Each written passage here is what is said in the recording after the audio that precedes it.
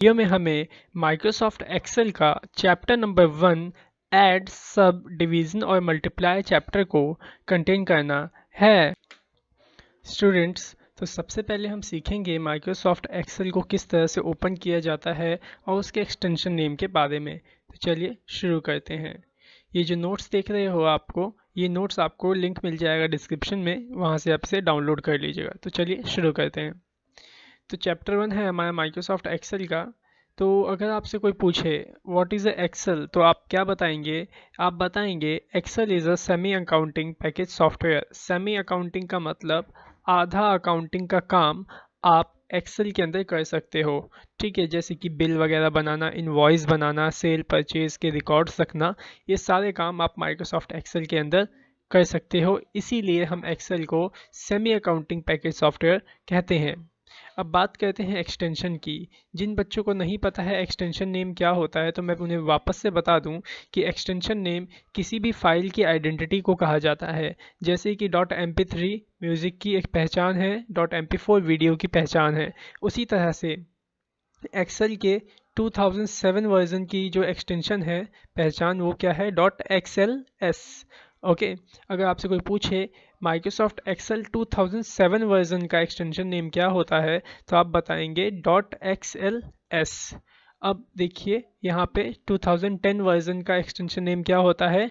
.xlsx। Okay, तो ये दो होते हैं माइक्रोसॉफ्ट एक्सेल के एक्सटेंशन नेम, जो कि अलग अलग वर्जन के अलग अलग हैं।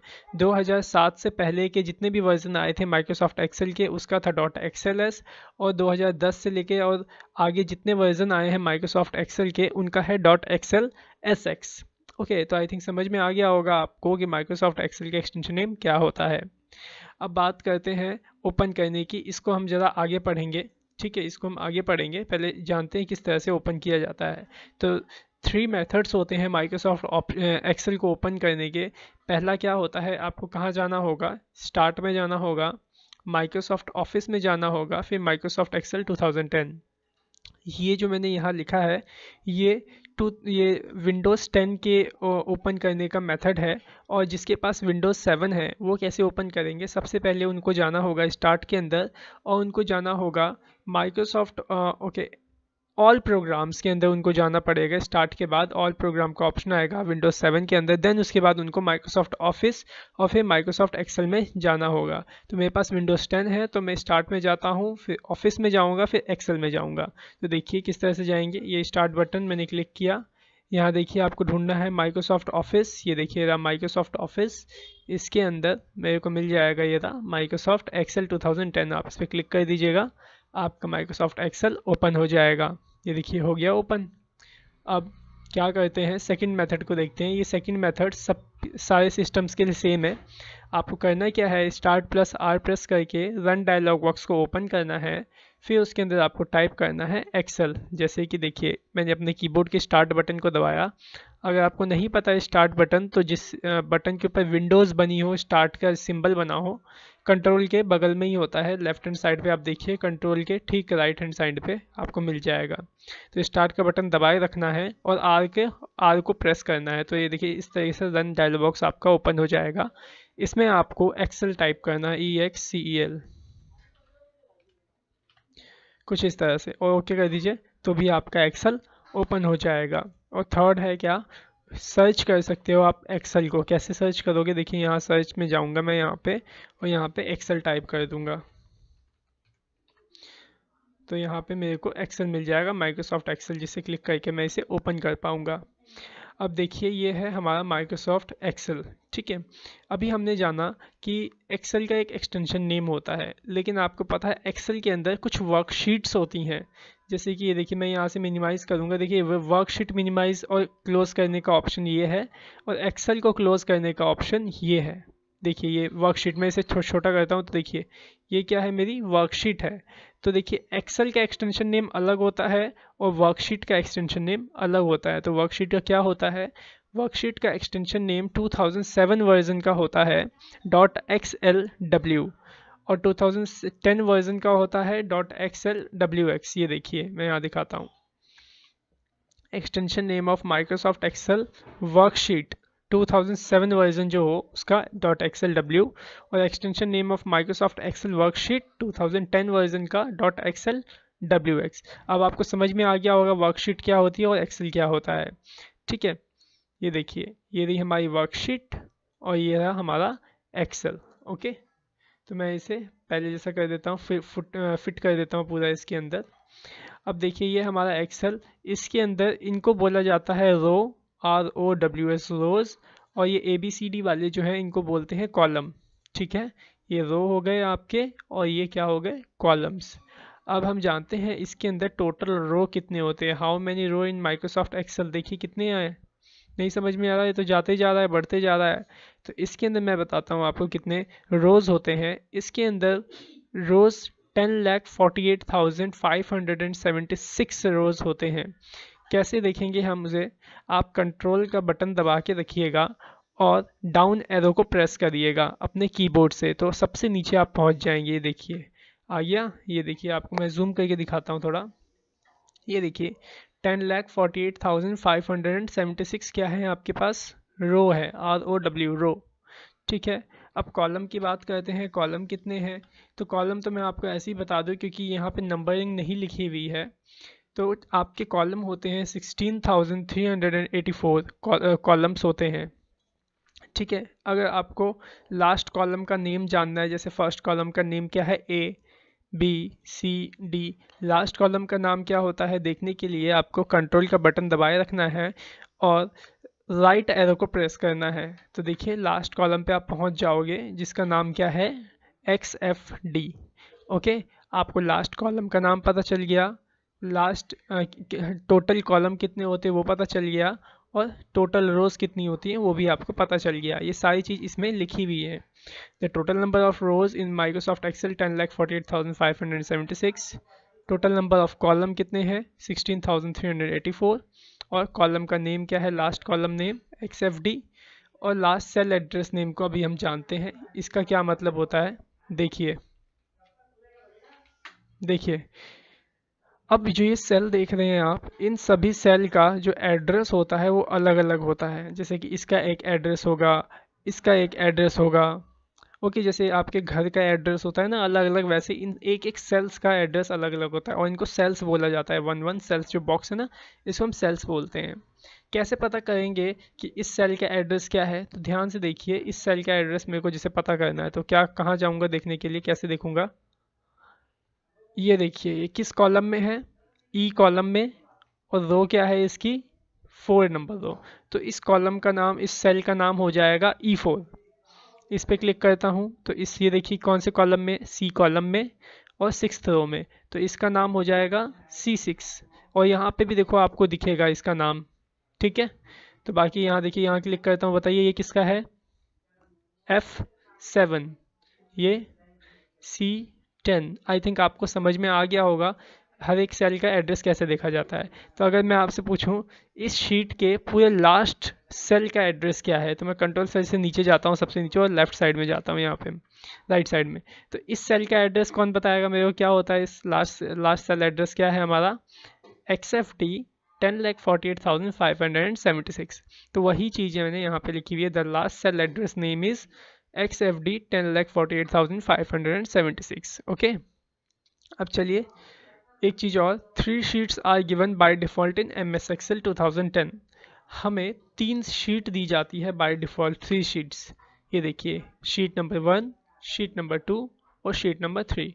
तो अगर आपसे पूछे कोई कि हमें कितनी शीट प्रोवाइड होती है बाय डिफ़ॉल्ट माइक्रोसॉफ्ट एक्सेल के अंदर, तो आप बताएंगे 3 शीट्स बाय डिफ़ॉल्ट हमें गिवन होती है। अगर जिसे बाय डिफ़ॉल्ट का मतलब नहीं पता, तो बाय डिफ़ॉल्ट का मतलब जब हम किसी भी चीज़ को, जैसे माइक्रोसॉफ्ट एक्सेल को ओपन करते हैं, तो वो अपने आप से ही बाय डिफ़ॉल्ट, मतलब अपने आप से वो कितनी शीट ओपन करके हमेशा हमें देता है फर्स्ट टाइम में, उसे आप बाय डिफ़ॉल्ट कहेंगे।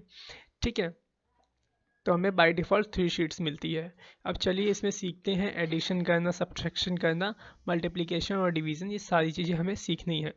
ओके, तो सबसे पहले मैं यहाँ पे, जैसे कि एडिशन मेरे को करना है, तो मैं यहाँ पे एक डेटा बना लेता हूँ पहले। जैसे यहाँ लिखा मैंने रोल नंबर।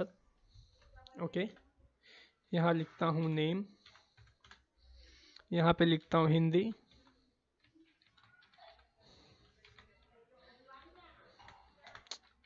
हिंदी, यहाँ लिखता हूँ इंग्लिश और यहाँ लिखता हूँ टोटल। ध्यान से देखिएगा इस डेटा को। मेरे को रोल नंबर बच्चों के लिखने हैं, तो मैं यहाँ पे लिखता हूँ 1 एंटर, 2 एंटर, 3 एंटर। अगर मैं ऐसे लिखूँ एक एक करके और मेरे पास 2000 बच्चे हों तो कितना टाइम लग जाएगा? बहुत ज़्यादा टाइम लगेगा। तो इसलिए आपको ऐसे नहीं लिखना है। आपको करना क्या है, पहले यहाँ पे 1 लिखना है, ठीक है। 1 लिखने के बाद आप वापस इस पर क्लिक करिएगा। यहाँ से मतलब आपको कर्सर हटा देना है। जैसे देखिए मैं यहाँ पे 1 लिखता हूँ, देखिए कर्सर आ रहा है ना, तो कर्सर हटाएंगे कैसे? बाहर दूसरी जगह क्लिक करिए, फिर उस पर क्लिक कर दीजिए। अब देखिए ये कोने में देखो, आपको दिख रहा होगा जब मैं लेके जा रहा हूँ तो एक प्लस का बटन ऐसा दिख रहा होगा बन के, ये देखिए, ठीक है। तो ऐसे ही रखना है यहीं पे और कंट्रोल का बटन दबा के रखना है। जैसे ही कंट्रोल का बटन दबाओगे एक और प्लस आ जाएगा छोटा सा, ध्यान से देखिए आ रहा है, ये देखिए मैं दबा रहा हूँ छोड़ रहा हूँ तो आ रहा है, ठीक है। तो आपको ऐसे दबा के रखना है और माउस के बटन को दबा के रख के और इसे नीचे की ओर ऐसे ड्रैग करना है। तो देखिए मैंने ड्रैग किया और ये देखिए 1 2 3 4 ऑटोमेटिकली आ गया। तो जितना आपको चाहिए होगा उतना आप ज़्यादा ड्रैग करोगे और सारे नंबर्स ऑटोमेटिकली आ जाएंगे। ओके, आई थिंक आपको समझ में आ गया होगा रोल नंबर किस तरह से डालना है। अब मैं यहाँ पे कुछ बच्चों के नेम लिख देता हूँ, जैसे मैंने यहाँ टाइप कर दिया अंकित, सुमित, राजेश, परी, महिमा, पायल और रोमा। ओके, ये मैंने कुछ नाम लिख लिए हैं स्टूडेंट्स के। अब इनके कितने मार्क्स आए हिंदी और इंग्लिश में वो हम मेंशन कर लेते हैं। जैसे इनके 85, 63, 40, 95 कुछ इस तरह से आप इनको मार्क्स दे दीजिएगा।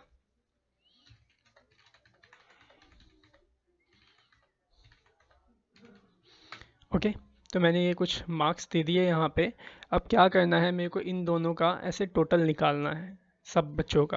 तो कैसे निकालेंगे टोटल, कैसे करते हैं टोटल, ध्यान से देखिए। सबसे पहले हम एक फॉर्मूला सीखेंगे टोटल का। इज इक्वल्स टू लगाएंगे, SUM सम टाइप करेंगे, is equals to sum, bracket को ओपन करेंगे। ब्रैकेट कैसे ओपन होगा, शिफ्ट के साथ 9 का बटन दबाइएगा, अपने आप ब्रैकेट ओपन हो जाएगा। उसके बाद आप किस किस नंबर को प्लस करना चाहते हो, 85 को और 74 को, ठीक है। तो 85 और 74 इनको फिर सेलेक्ट करिएगा, ऐसे कर्सर लीजिएगा, क्लिक करिएगा और यहाँ पे ऐसे सेलेक्ट करिएगा। जैसे आप सेलेक्ट करोगे देखो यहाँ पे क्या लिखा है, C2:D2। क्यों लिखा है C2 और D2, क्योंकि देखिए स्टार्ट आपने सेलेक्ट करना कहाँ से शुरू किया, C कॉलम सेकेंड रो, ठीक है, इसलिए C2। और कहाँ तक सेलेक्ट किया, D column second row, D2 तक। तो वही यहाँ पे लिखा, आपने C2 से लेके D2 तक सेलेक्शन किया। इसके बाद आप शिफ्ट के साथ 0 बटन को दबा करके ब्रैकेट क्लोज करके एंटर करिए। ये देखिए टोटल यहाँ पे इस तरह से हो जाएगा। आया समझ में आपको? अगर नहीं आया तो एक बार और देखिए। Is equals to sum, bracket open, मैं इन दोनों का सिलेक्शन करना चाहता हूँ तो ऐसे करिए सेलेक्ट और ब्रैकेट क्लोज कर दीजिए। अब यहाँ पे क्या लिखा है, C3:D3, क्यों, क्योंकि ये देखिए C कॉलम और थर्ड रो में है, और एंटर कर दीजिए। इस तरह से देखिए टोटल हो जाएगा। आया आपको समझ में? अब जैसे कि एक और एग्जांपल देखिए, मैं इन सब का टोटल करना चाह रहा हूँ एक साथ में, तो कैसे होगा, जैसे मैं यहाँ करता हूँ तो यहाँ लगाइए is equals to sum, bracket open और सेलेक्ट करिए यहाँ से पूरा ऐसे। देखिए अब क्या हुआ, C2 से सेलेक्ट हुआ कहाँ तक, C8 तक। देखिए C8 तक आ गया, C8, और ब्रैकेट क्लोज करके एंटर करिए। देखिए इसका भी टोटल आ गया। आया आपको समझ में टोटल करना? एक और तरीका सीखिए टोटल करने का। इज इक्वल्स टू डालिए, सम ना लगाइए, जिसको आपको प्लस करना है उसका सेल एड्रेस यहाँ पे आप खुद टाइप कर दीजिए या फिर उस पर क्लिक कर दीजिए, अपने आप यहाँ पे उसका सेल एड्रेस आ जाएगा। जैसे कि 63 को मेरे को करना है, इसका सेल एड्रेस क्या है, C4, इस पर क्लिक करिए, देखिए C4 यहाँ पे आ जाएगा। इसके बाद मेरे को क्या करना है, इन दोनों को प्लस करना है, तो C4 में प्लस करना है किसको, D4 को। तो C4 + D4 ऐसे टाइप कर लीजिए या फिर ऐसे क्लिक कर दीजिए तो भी आ जाएगा, और एंटर कर दीजिए। तो यहाँ देखिए ऐसे भी आप इसे प्लस कर सकते हो। आया आपको समझ में? एक और प्लस करने का मेथड देखिए। जिन जिन को आपको प्लस करना है उनको ऐसे सेलेक्ट करिए, पूरा जहाँ पे आंसर आएगा उस एरिया को भी सेलेक्ट करिए, और ऑल्ट के साथ इक्वल टू बटन को प्रेस कर दीजिए। ये देखिए ऑटोमेटिकली प्लस हो के ऐसे आ जाएगा। है समझ में? ये देखिए एक बार बता देता हूँ, सेलेक्ट करिए, ऑल्ट के साथ इक्वल्स टू बटन दबा दीजिए, इस तरह से आपका प्लस हो जाएगा। नहीं तो देखिए यहाँ पे आपको एक ऑटो सम का ऑप्शन मिलेगा, इस पर क्लिक कर दीजिएगा तो भी आपका यहाँ पे तो भी यहाँ पे आपका एडिशन हो जाएगा। आई थिंक आपको समझ में आ गया होगा एडिशन कैसे करते हैं। अब चलिए जानते हैं माइनस करना, मल्टीप्लाई करना और डिवाइड करना। तो चलिए देखिए मैंने यहाँ पे 85 में से माइनस करना है मेरे को 50, ठीक है। यहाँ पे मेरे को आंसर चाहिए, कैसे करेंगे, इज इक्वल्स टू 85 को सेलेक्ट करेंगे, क्या है ये B11, जिसे प्लस करने के लिए यहाँ प्लस डाल के C11 करके एंटर करते थे तो यहाँ पे प्लस हो जाता था, लेकिन अभी हमें प्लस नहीं करना, माइनस करना। तो यहाँ पे आप माइनस का चित्र लगा दीजिए और एंटर करिए। 85 में से 50 जाएगा, कितना बचेगा 35। तो इस तरह से आप इसे माइनस कर सकते हो। मल्टीप्लाई करना होगा तो कैसे करोगे, इज इक्वल्स टू 85 को मैं मल्टीप्लाई करता हूँ। मल्टीप्लाई के लिए आप एस्ट्रिक का सिंबल दबाएंगे, ये वाला स्टार वाला अपने कीबोर्ड से, और 50 से मल्टीप्लाई करना, 50 सेलेक्ट करके एंटर करिए, ये देखिए मल्टीप्लिकेशन हो गया। डिवाइड करने के लिए इज इक्वल्स टू 85 को स्लैश का चित्र दीजिए यहाँ पे, इसे डिवाइडर बोलते हैं। किससे डिवाइड कर रहा हूँ, 50 से। एंटर करता हूँ तो ये देखिए डिवाइड में 1.7 आंसर आया। उम्मीद करता हूँ कि आपको ये वीडियो अच्छा लगा होगा और ये सारी चीज़ें समझ में आई होंगी। अगर आपको ये वीडियो हमारा अच्छा लगा हो तो हमारे इस वीडियो को लाइक करिएगा, हमारे इस चैनल को सब्सक्राइब करिएगा और अपने दोस्तों में इस वीडियो को ज़रूर शेयर करिएगा। और जो ये नोट्स हैं, इस नोट्स के अंदर आपको सारे एग्जांपल्स, मेथड, ये सारी चीज़ें आपको हमने दे रखी हैं, कैसे प्लस करना है, कैसे सब्सट्रैक्शन होगा, मल्टीप्लिकेशन होगा, और शॉर्टकट की भी आपको दे दी है, ऑटो सम की। ओके, तो आप इसे डाउनलोड कर लीजिएगा और इसे अपने नोटबुक में लिख लीजिएगा। तब तक के लिए मिलते हैं नेक्स्ट वीडियो में। Thanks for watching our video. Have a nice day.